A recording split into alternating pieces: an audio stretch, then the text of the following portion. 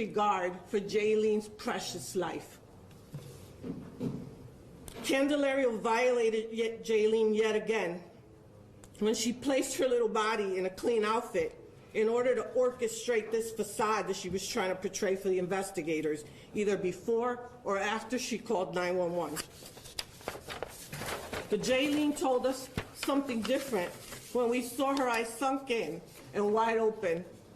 We later learned that sunken eyes is a result of severe dehydration. To the naked eye, it appeared she had dirt in her mouth and fingernails. It wasn't until the next day that detectives learned that the dirt in fact was feces. Detectives also began to gain clarity as to what really happened to Jaylene. Candelario's fabricated story, which she initially told detectives, began to unravel. There's no way things could have happened the way the defendant said they did, which left us with many unanswered questions. Detectives gained knowledge of the fact that Candelario left Jaylene by herself for more than 10 days. Many hours of video surveillance revealed all of the comings and goings of Candelario from June 5th through June 16th of 2023, when she discovered her daughter deceased. Investigators watched a total of 628 surveillance videos, which also included audio. On June 9th, audio surveillance captured the final time Jaylene is ever heard crying. Myself and the people sitting behind me, many who are mothers and fathers, are tormented by the thought of what Jaylene endured and what her last hours on earth were like. Any of us and thousands of others would have jumped at the opportunity to take care of this beautiful little girl. Jaylene died a long and agonizing death, afraid and alone, while her mother enjoyed the beach and sunshine.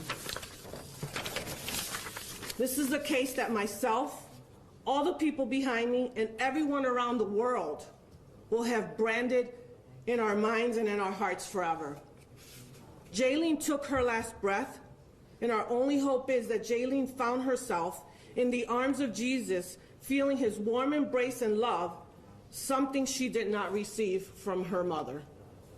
Jaylene, you will never be forgotten. Thank you, Your Honor.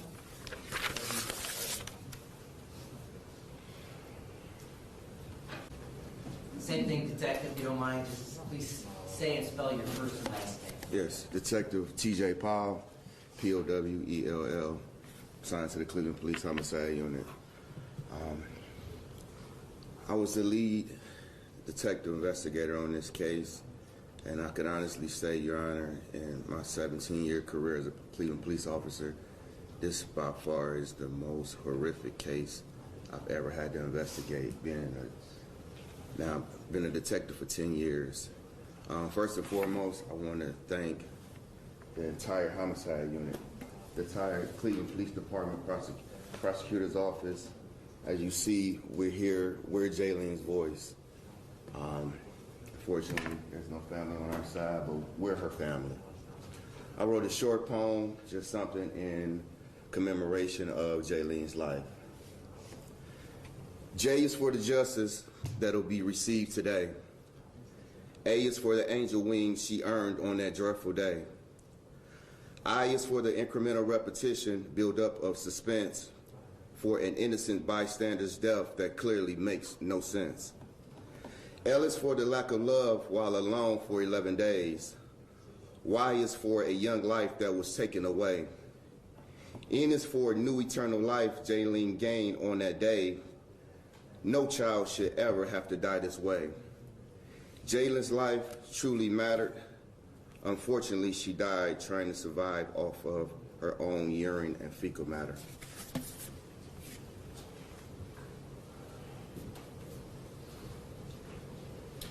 Lastly, Your Honor, you're going to hear that Ms. Candelario was depressed.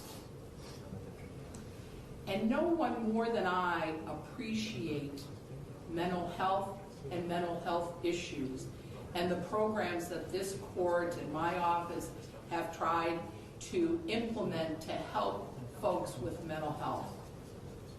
This is not the case here. This is not the case at all. Her actions speak louder than words.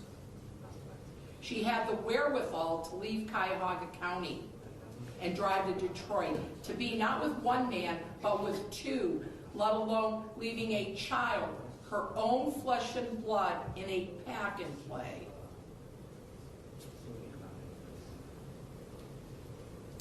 And during the time that she has been locked up, she has been making plans for the future, talking to other folks at other jails, other prisons. She had a conversation, which I find more disturbing than not, but on November 26, 2023, instead of wrought with emotion, wrought with guilt, crying about the death of her child, she's talking with a friend about her trip to Puerto Rico and what a blast it was and how much the car cost, and they got a truck versus a car even though it was more expensive, and they were concerned about the other woman that was on the trip because she liked to spend money, and they spent money on food. There was never mention about her daughter in her phone calls, and in fact, on January 6th of 2024, she's talking to her mother, who she repeatedly talks to, and they talked about God is forgiving, God is this. You also have to take responsibility for your actions, and God isn't in the courtroom. That's why we have judges, and that's why we have the law, because we have to follow the law. But this is what she says, because she wants to make us believe that she doesn't understand the English language. She goes on to say, there are people who have gone free here, killing people. I mean, imagine. I mean, intentionally, and mine was practically an accident. Because it was not like I did it intentionally. It's not like I picked up a gun or a bat or the girl bled or something like that. That's it. It was practically the same thing that happened to me a few days prior. I had the same thing happen to me days prior. And I mean that day that it happened.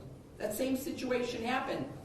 Were you starved when you were in Puerto Rico, Miss Candelaria? Did you not have a glass of water to drink when your mouth was parched? It is really pretty pathetic, Your Honor, because, we always stand before you and say that the purposes and principles of sentencing are to punish the offender and to protect the public. And, in the sentencing memorandum, the defense says, well, she's not going to do it again. Well, no, she's not going to do it again because she's going to prison.